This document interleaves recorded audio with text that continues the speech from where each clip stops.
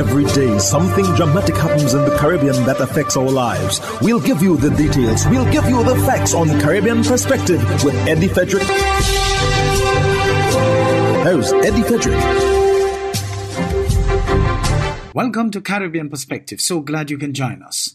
The story that takes the lead in today's edition for Wednesday, 20th March 2024, and brought to you in association with our friends at Antillean Group. Haiti's gangs eye police stations in the capital for takeover. Details after this important message. Believe in our strength, we'll stand by you. Protection from all, perils big and small. Reassurance we give, it's so clear to see. Peace of mind, that's a service guarantee.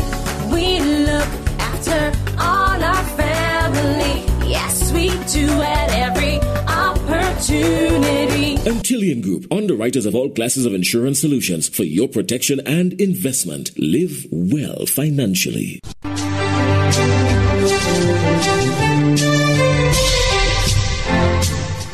Welcome back. CNN's David Culver reports from inside a police station in Haiti as widespread gang violence disrupts order in the country. Haiti is high on the agenda at today's UN Security Council meeting as the country grapples with a violent gang uprising. Dozens of U.S. citizens have been evacuated on the first State Department flight. The Dominican Republic also says it has flown 27 of its citizens out of the country. Dominican officials say people had to be evacuated because it's so difficult to get in or out of Haiti right now. Limited access to the country is also fueling a humanitarian crisis.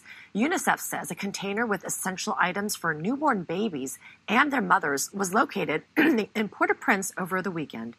CNN's David Culver is in Haiti's capital reporting on the desperate situation so many in that country find themselves in. He visited a school where civilians are camping out in a bid to escape the rampant violence, and also he went to a police station under siege from gangs. So police stations like this one here in Port-au-Prince are main targets for gangs. They feel like as soon as they can get hold of a station like this, they can then take siege and take control of much of the community. And they've tried coming after this one many of times. Reinforcements have been built up not only because of the police, but because of the community. They've built barricades all around here. For the police station to function properly, they need to rely on the community and to have these almost vigilantes building a lot of the barricades to keep out any gang members. So this was a school here in Port-au-Prince, Haiti, and every single classroom that we pass, like this one here, has now become a dorm room, essentially. There are dozens, if not hundreds of people who have made this a recent campsite. And you can see a lot of them are following us around and are curious with what we're doing because for them it's a distraction, really. And you talk to a lot of these folks, and they've come here in the past couple of weeks because of the most recent surge in violence and gangs taking more and more territory here in this city.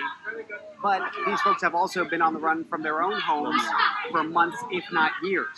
She just got this small bag of rice, and she's going to cook it up for 7 people. And a lot of them tell me they don't know where their next meal is going to be. One little girl, 8 years old, saying she goes to bed every single night hungry. And a lot of that is because in the past 2 weeks in particular, supply lines, especially for programs of international aid, like the World Food Program, have been severed. So while those organizations are trying desperately to get food in, it's not just about getting them into Port-au-Prince, it's then about getting them into communities like this. The challenges logistically are immense. They're dealing with this at a level that they have not faced prior. I mean, it's unprecedented. And the pain, you sense it in the kids' eyes and their parents who feel helpless at this point. But for them, it's about pushing forward. I asked one woman how you get up every day and move ahead. She said with the grace of God, but then admitted in the same breath that sometimes they feel they'd be better off dead than living. The Bahamas' Prime Minister Philip Davis leads a delegation of government officials on an official visit to Botswana. ZNS News has more. Davis is leading an official visit to the Republic of Botswana starting tomorrow, Monday, March 18th to Friday, March 22nd, following an invitation from the President of Botswana, His Excellency Dr. Mokgweetsi Masisi. Accompanying the Prime Minister is the Minister of Education and Technical and Vocational Training, the Honorable Glenys Anna Martin, Minister of Economic Affairs, Senator the Honorable Michael Alcides, Minister of Youth, Sports and Culture, the Honorable Mario Boleg, and Parliamentary Secretary in the Ministry of Tourism, Investment and Aviation, John Pinder. The Prime Minister and his team seek to reinforce strong diplomatic ties between the Bahamas and Botswana and explore new educational, economic and trade opportunities for Bahamians. Additionally, the visit aims to unlock new economic ventures and educational exchanges and explore avenues for collaborative projects and trade opportunities. Trinidad and Tobago's Acting Commissioner of Prisons, Diopasad Ramota, made strong statement while addressing the issue of rogue officers within the service on this week's episode of Delving Deeper. Details in this TTT News item. Acting Commissioner of Prisons Diopasad Ramota said systems are in place to address the concern of contraband entering the nation's prisons, especially when prison officers facilitate the transaction. We have security checks on a daily basis to all officers who come on duty. We do random searches, we do strategic searches, we network with the police and other state agencies to do intelligence work. And thus far we have arrested maybe about 12 officers with contraband. One of the issues being faced in bringing these rogue officers to justice is insufficient support from the police. We have instances when the police officers do not come to court. We have instances when the matter is called, magistrate throws the matter out because the police doesn't come to court. We have instances where the magistrate gives too minuscule bail so that the officer was apprehended red-handed, doesn't spend more than 1 hour in custody with the police. He's released on bail the very said day, so he doesn't get to come to my prison and be the cellmate with other inmates. And I so want to see that. That's a deterrent. That's a consequence of bad behavior, being rogue or being a crooked officer, because those cell phones that you bring into the prison commit crime outside and cause the demise of officers. His no-nonsense approach did not gain him any points with some officers, but the acting prisons commissioner said he must do what he has to. I have limited resources, and I'm not going to waste it on crooked officers. In fact, what I'm seeing here now to the media is part of them hearing that. And if we stop the wrong they're doing and continue being lawful. Mr. Ramota said he maintains hope in his officers, however, noting that there are more good officers than rogue ones in the service. Ayana Carter, TTT News.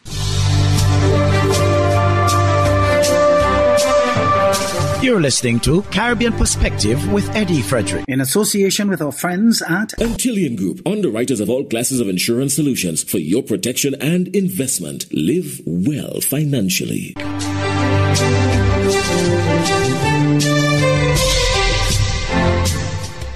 Jamaica's outgoing Commissioner of Police, Major General Anderson, says use local skills for local jobs, once available. More in this TVJ News item. Outgoing Police Commissioner Major General Anthony Anderson has reiterated his approval of using qualified Jamaicans in local roles. In addition to another Jamaican, Dr. Kevin Blake, being appointed to the Police Commissioner post, General Anderson says he insisted on having Jamaican consultants as part of the team in pursuing ISO 9001 qualification, the international standards of service delivery and operations. Because no one else, nobody outside of Jamaica should have on their CV that they took the Jamaica Constabulary Force to that quality standard when we have Jamaicans who are equally and more capable of doing so. So in the end, your police force, your Jamaica Constabulary Force is probably one of 4 police forces in the hemisphere that are so certified. The Commissioner also praised the local contractors who will be building the Westmoreland Divisional Headquarters. Security Minister Dr. Horace Chang says the government has deliberately moved away from considering foreigners to head the JCF. General Anderson says he was pleased with the qualification of new local JCF recruits he interacted with recently. What do you want to do in the JCF? Because I want to be an investigator. So why an investigator? Because I have a degree in law. Went down the line. Another one has 14 CSECs and a degree in forensic chemistry. We are pulling into your JCF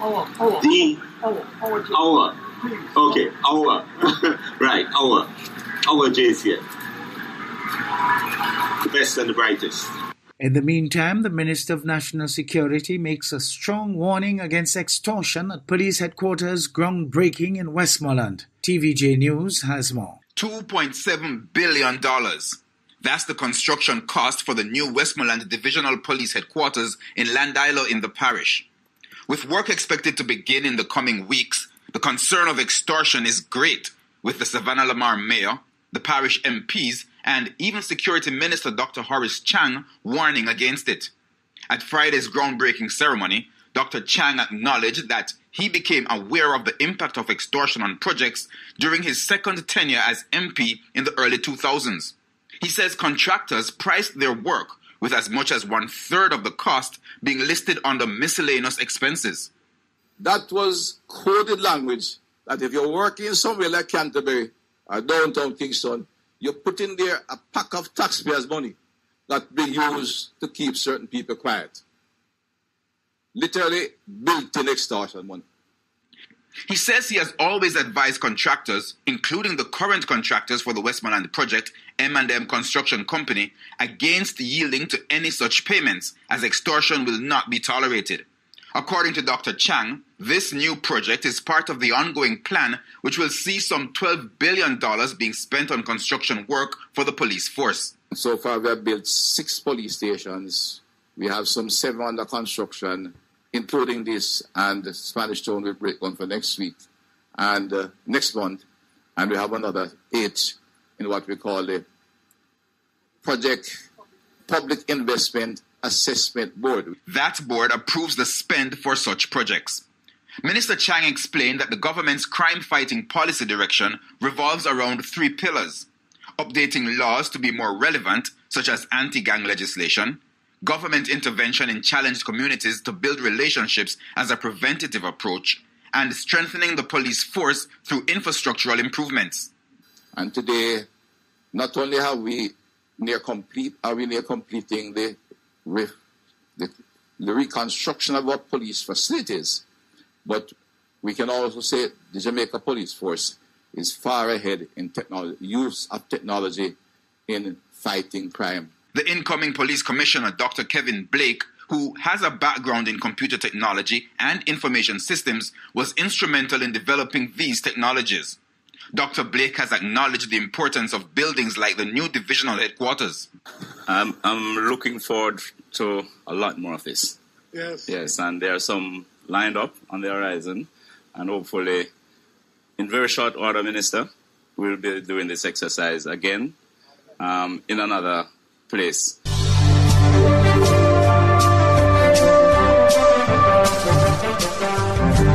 I am Eddie Frederick. This has been Caribbean Perspective, a whole new approach to highlighting developments in the Caribbean. In the meantime, please follow us on Facebook and subscribe to our YouTube channel for daily regional news and more, in association with our friends at Antillian Group. Believe in our strength, we'll stand by you. Protection from all perils big and small. Reassurance we give, it's so glad to see. Peace of mind, that's our service guarantee.